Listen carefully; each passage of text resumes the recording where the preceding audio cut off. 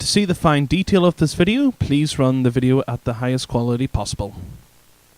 Hello, my name is Adam Hanlon from Slate Production, and during this video I will be showing some of the editing I did on the recent Core video promo project. We will be looking at the following applications: Sony Vegas Pro 11 for the main editing of the video, Gimp 2 and Adobe Photoshop CS6, which is in 64-bit, for the image editing. This will be recorded and edited using Camtasia Studio and Audacity. The benefits of using Camtasia for the screen capture and editing of this is the ease of use for the recording and the additional abilities such as the mouse pickup, the zoom, and the materials added to the timeline. Audacity is a free audio program where I have recorded the audio using a Shure mic through the mixer and through the line-in on the back of the computer. Just to note, timestamps will be low, so you can skip to relevant parts of the video.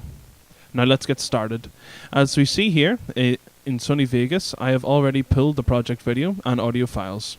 During the recording, we took a separate stream of audio to increase the quality. Using where I counted down and clapped for an audio spike, I'm able to align the camera audio with the extra recorded audio. I zoom in using the scroll and also looking for the audio spikes visually to align them. Then I mute each track to see if they are in alignment. Then move to ungroup the original audio from the original video, and then group all three to keep them aligned.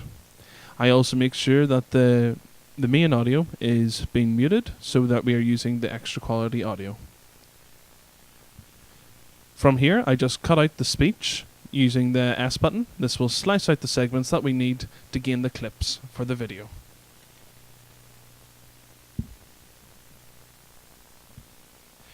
During this segment, I will be using the mask feature of Sony Vegas.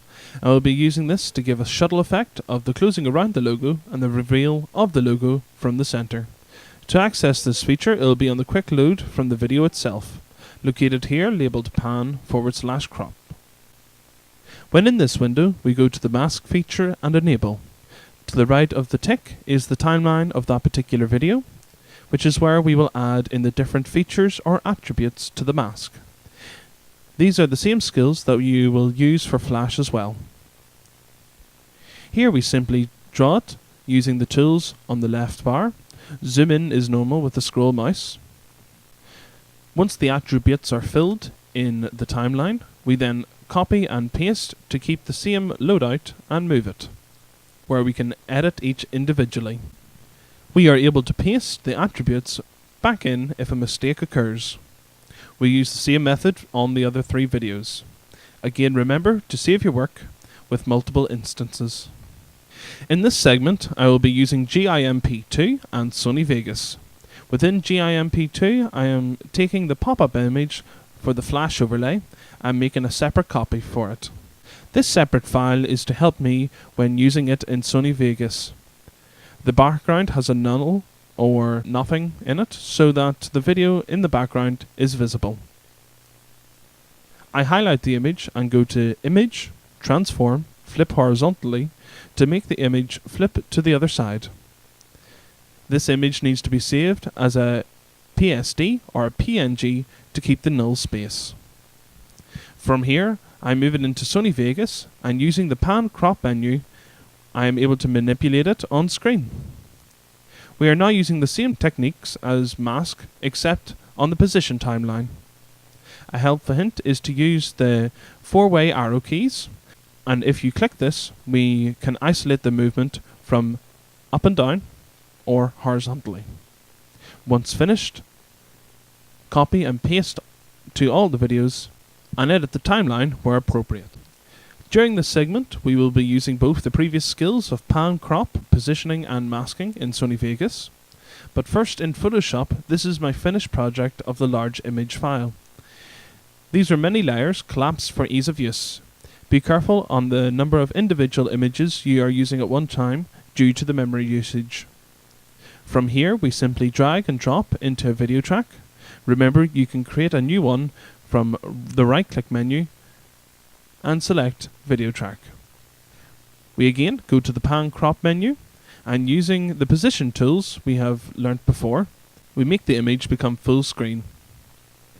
From here, all we do is we pan the video from left to right. And the video is the same. To make the rotation on the video, as seen here, you just go to the outside of the F box, but within the circle around that. You shall get a new image of a rotation, and this will allow you to rotate it around the center axis of the F box. This is used in the first video shown here. This is then a rinse and repeat exercise until you are done. This last segment I will show you a few of the steps I took in Photoshop CS6. I will be manipulating the core logo so that the swirl will be intact when it is rotated. This means separating the layers out and making detail where there is none. I started out with the core logo, created a new layer of pink because it is easier to see stray pixels and focus on the image to hand. Because I'm not using the original image, I just added a few layers to manipulate it on top of. I proceed to cut away the white and other unnecessary parts using the magic wand located on the left toolbar. Remember, each button has alternate options.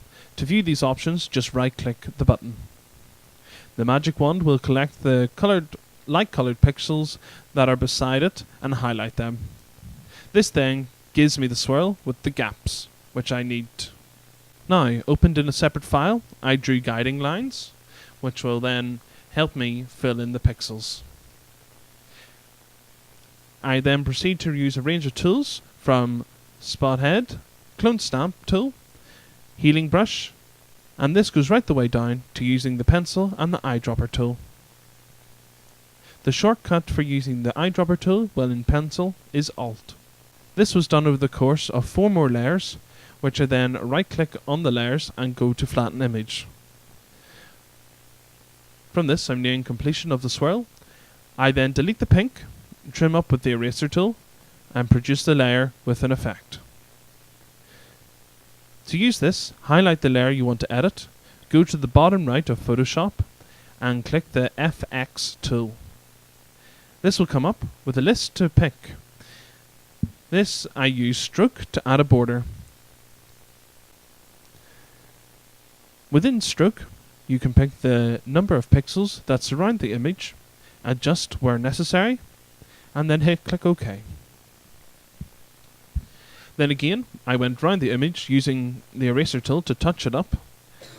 While erasing, as a final tip, Ctrl-Z is the undo redo button that will just cycle through those two, but the Ctrl-Alt-Z button will undo as much as is in history.